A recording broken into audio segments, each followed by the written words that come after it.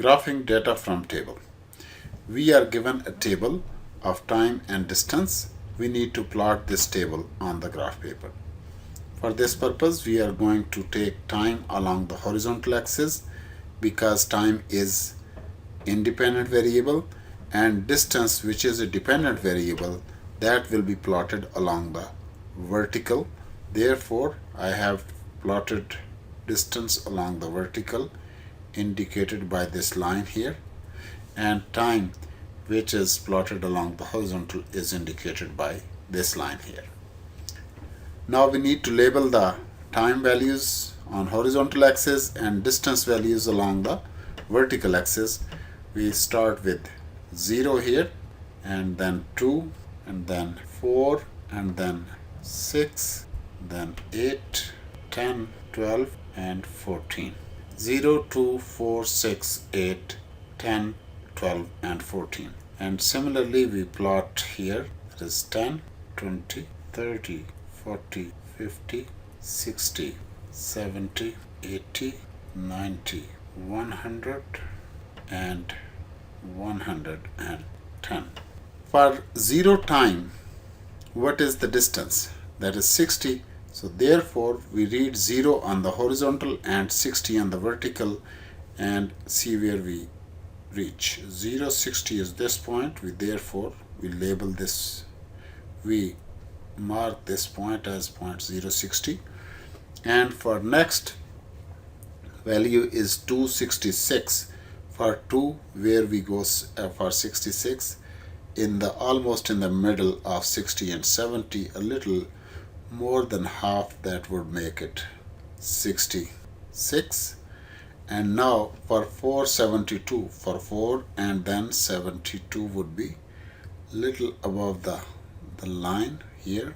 So now for 460, for 472 is this, and now for 6 it's the value is 78. For 6, 78 is in the same but closer to 80. And now for 8 it's 84. For 8 it's 84 is little below the middle of this square. And for 10 it's 90. For 10 it's 90 would be right here in the corner. And now for 12 this would be 96. For 12, if we go and 12, 96, that would be right here. And for 14 it would be 102. For 14, let's go to 102.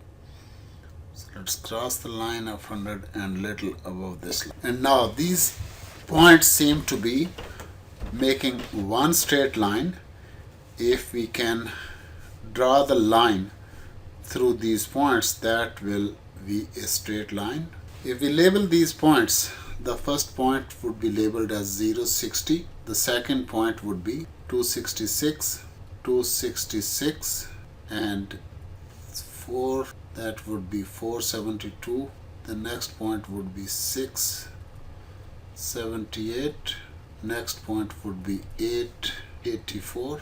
And next point would be 10, 90, 10, 90. And the next point is 1296, 1296.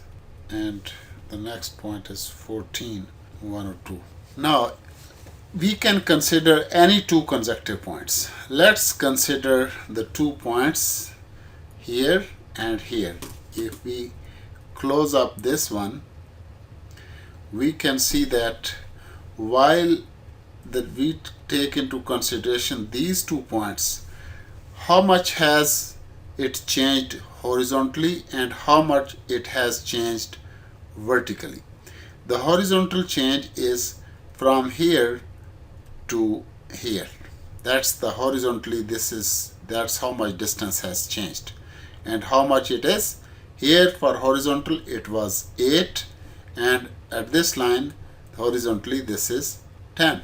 So how much it is changed? 2. For vertically, what was the vertical distance at this point?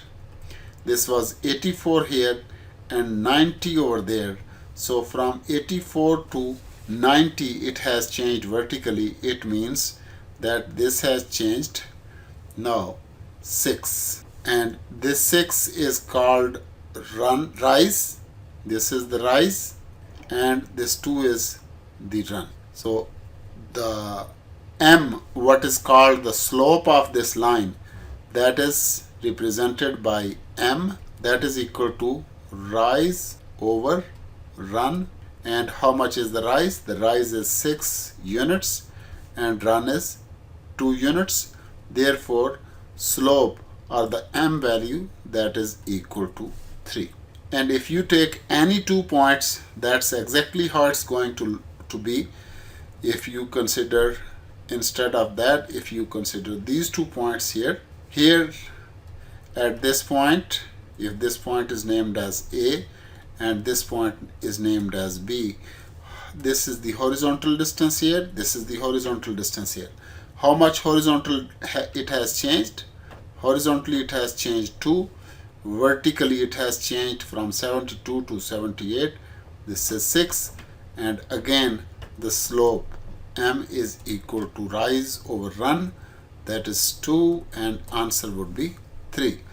For any 2 consecutive points on the line, you can calculate m, and that will always be same if those 2 points belong to straight line. So this is how we calculate m value for a given line, and we also need to find out what is the c value. C value is the point where the line crosses the vertical axis, and that's right here. And vertical axis, this crosses at 60, therefore C value for this graph is equal to 60. And if we wanted to write down the equation of this line, that would be the quantity along the vertical axis, which is distance equal to whatever the C value is, C value plus the M value time the quantity along the horizontal line, that is time. That's the formula here.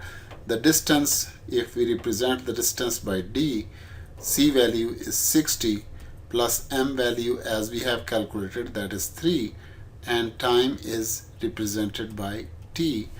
Then the equation would be d is equal to 60 plus 3t. And it's important to remember that if the quantities are not like time and distance, most of the cases in mathematics, the vertical line is usually called the y-axis, and the quantity being plotted along that line is represented by y, and the quantity represented along the horizontal line is x, because the horizontal line is called x-axis. Therefore we can also read this equation as y is equal to 60 plus 3x, where in fact x is time and y is the distance. This is how we can draw the graph for given set of values in the table, and then from that graph we can find the c values and the m values, as well as we can find the distance, the equation of the line as well.